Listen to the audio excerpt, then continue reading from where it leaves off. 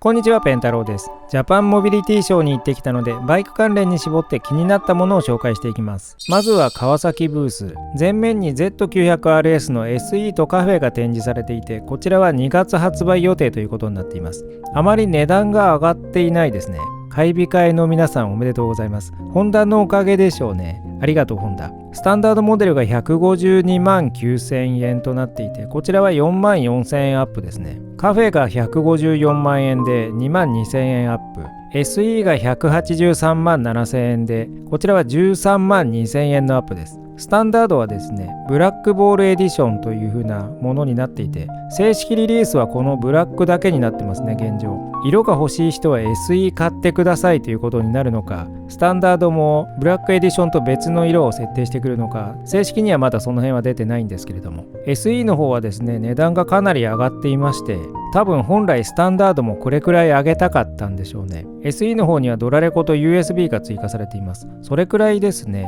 なのでちょっと割高感があるといえばあります。こちら気になるアップデート情報なんですけれども、車体の形は従来とほぼ一緒ですね。メーターも2眼を踏襲してまして、センターディスプレイが変更されるという風なことになってまして、そこにいろいろ電子的なコントロールの表示ですね、追加されるようです。電スロになり、そしてクイックシフター上下が標準装備になり、 IMU がついてと、そんなこんなでですね、左手の方にハンドルスイッチがそこそこ増加されています。鍵が最近の内溝タイプに変わったようですね。ということで、アップデート内容の割には値段の増加は控えめになってくれたんじゃないかなというところで、そこは嬉しい結果になったんじゃないかなと思います。そして次が Z1100。 こちらはスタンダードが158万4000円で SE が176万円ということでリリースされています。 Z900 が148万5000円なので、10万円足すと1100になるというなかなか魅力的なお値段なんですけれども、ただですね、今時珍しい設定として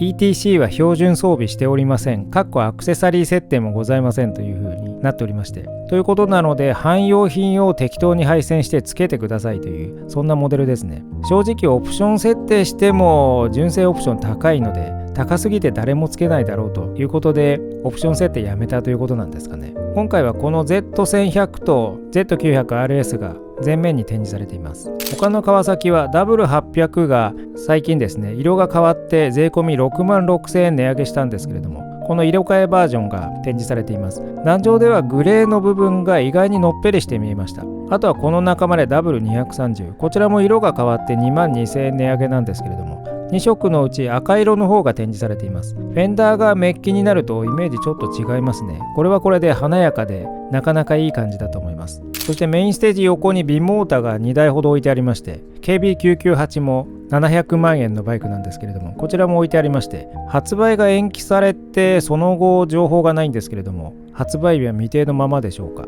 他には水素バイクですね。こちら市販車ではないんですけれども、巨大な水素タンクが両側についている、そんな素敵な水素バイクが割と前面のところに置いてあります。直列6気筒水素エンジンということで、なんだかすごそうですね。他には四輪バギー的なものが2台展示してありまして、中に乗ることもできるので、乗ってみたい人はぜひ並んでみてください。次はホンダです。 CB1000F がもうすぐ発売のものですけれども、スタンダードの黒赤と SE のシルバーが置いてあります。写真より実物の方がいい感じなので、興味がある方はぜひ現物を見に行ってみてください。各方面で試乗会をやったりですね、力を入れて販売を進めているので、注文は順調に入っているそうですね。計画は年間5000台なんですけれども、もう2000台近く予約注文が入っているそうなので、早めに今年生産分がショートするかもしれません。ペンタロウは注文済みなんですけれども、果たして第1便が手元に来るでしょうか。そしてホンダの電動バイクなんですけれども、 CB1000F よりもこちらの方がやる気ある感のディスプレイです。実際まだコンセプトではあるんですけれども、市販する気でやってはいるので、春くらいにはもうちょっと進んだ形で出てくるのか、だんだんと完成してきた感がありますね。こちらの速そうな方はシンプルにかっこいい造形ですね。このまま出るならだいぶ欲しいです。他にはレギュラーモデルのアフリカツイン、こちらはフロント19インチタイヤのアドベンチャースポーツです。レブルが1100と250の2台置いてあって、スーパーカブライト、これはいわゆる謎原付ですかね。原付免許で乗れる 125cc。ホンダはグッズ売り場も広くなっていまして、賑やかしにバイクが展示してあったりとかですね、ダックスとハンター株も置いてあります。ホンダブースは他にもジェット機とかロケットとかですね、そういったものも展示されていたので、なかなか大型なものがいろいろ置いてありました。謎のスケボーみたいなものもありまして、これがどういう乗り物なのか正直よくわからなかったんですけれども、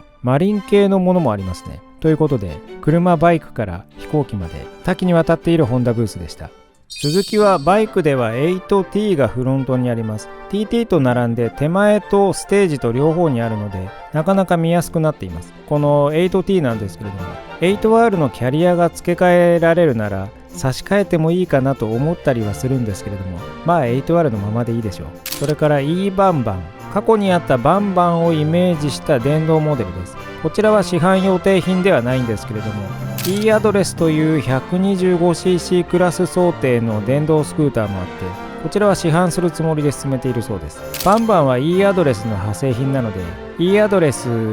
発売の際にはきっと連なって市販するんじゃないかなと思いますが、 100V 電源で専用充電器で充電するという風になっているので、川崎の E1 と同じような感じですね。ただこちらはですね、二輪茶デモという規格に沿っているので、二輪茶デモ施設があれば付属充電器なしで充電ができるようです。値段は100万とかより下に行きたいそうなんですけれども、ガソリンモデルより高いでしょうねということです。まあそりゃそうですよね。充電時間は0充電、0から100までの充電で6から7時間、0から8割までで4時間ぐらいということです。航続距離は83キロということで、自宅充電ができるならまあ原付代わりに使えるかなという、それくらいの水準です。他には DRZ4SM、最近発売されたオフロードモデルですね。メーカー側としては予定台数を順調にさばきつつあるとのことです。他にはコンセプト類もいろいろ展示されていまして、ガスで走るバイク、こちらはインドで天然ガスバイクをすでにやっていて、バイオガスでも理論上いけるということだそうです。さらにスズキはバイオガス生成もやっているので、組み合わせれば牛糞からガスを作って燃料にできるぞという考え方で、インフラ次第で実現できますねということでした。そういう意味では実現可能性は十分で、その気になればいけるようです。牛糞からいけるなら、将来的には下水処理施設からもいけなくもなさそうなので、価値ある試みですね。ディスプレイされている車両には運行先生が乗っています。川崎もやってますけれども、スズキも水素バイクをやっていました。すでに普通に走るようなので、やる気になれば出せますが、問題は法令と現実の乖離だそうです。法令では二輪には水素タンクを23リットルまでしか積んではいけないようなので、それだと航続距離がとても足りないこと、それからそもそも水素ステーションは50リットル以上でないと充電できないようなので現状というわけで、法令と現実が矛盾しているそうです。そんな状況なので、実際に市販されることはまず現状ではありえないというところですね。車両自体は設定で航続距離は結構変わるそうで、パワーを落とせばそこそこ航続距離を伸ばすこともできるということです。面白いのは、これのエンジンはですね、水素なんですけれども、バーグマン400のものがほぼそのまんま使われているっていうことで、インジェクションを水素用に変えたくらいでほぼ流用だということです。以前マツダがロータリーエンジンの水素車っていうのを公道で走らせていたんですけれども、そのロータリーエンジンはガソリンとハイブリッドでいけるということだったそうなんで、レシプロエンジンも大筋流用できるみたいですね。そして次にヤマハ、今度の XSR900GP、 こちらがですね、隅っこの方に置いてあります。色変更で中身は従来同様のはずなんですけれども、この色もなかなかいいですね。ペンタロはずっと XSR900GP 気になっていまして、現行のグレーがすごいいいなと思ってるんですけれども、この黄色もいいですね。この配色は従来限定モデルのような形で出しているものなんですけれども、今回はレギュラーモデルとなっていて、普通に買える、選べる色っていうことですね。多分従来の赤黄色とこちらの色との2色選択っていうことになるんじゃないかなと思います。他はヤマハは普通のバイクはあんまり置いていなくてですね、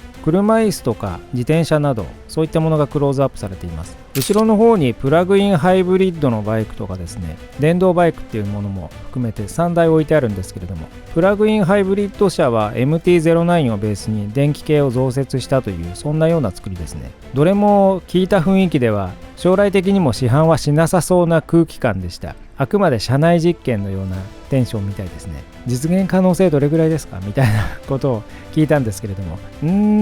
という風な感じだったので、そんな感じかなと思います。とはいえ試験走行は十分にできていて、普通に走るっていうことですね。面白いから実際に走らせてみてって言いたいんだけどねっていう、そんなようなことでした。展示しているモデルはですね、プラグインハイブリッド、こちらはシンプルに MT-09 ちょっと改造したみたいな形ですね。電気系もくっつけたっていう、そんな感じです。ハイブリッドは中型スクーターくらいのパワーがあるということで、ストロングハイブリッドだそうです。 EV は 600cc から 1000cc くらいのパワーがあるっていうことなので、まずまず速そうですね。ヤマハは他に例によって水素車もあります。見た目なかなか可愛い感じですね。他には AI で学習して動く謎のメカというのもあって、これも興味深いですね。最近 AI で超高速に学習をさせて動かすロボットみたいなものがいろいろな方面で出てきているので、そういったものの仲間かなと思いますが、あとはオープン2シーターの四輪車もありまして、正直これが一番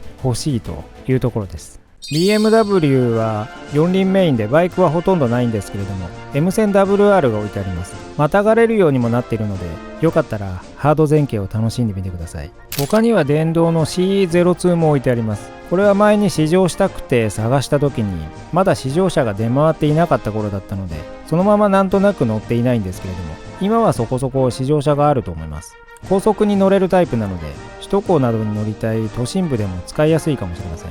ということで、今回はジャパンモビリティショーの気になったところの紹介でした。よろしければ高評価、チャンネル登録、ハイプをいただけるとありがたいです。じゃあまたねー。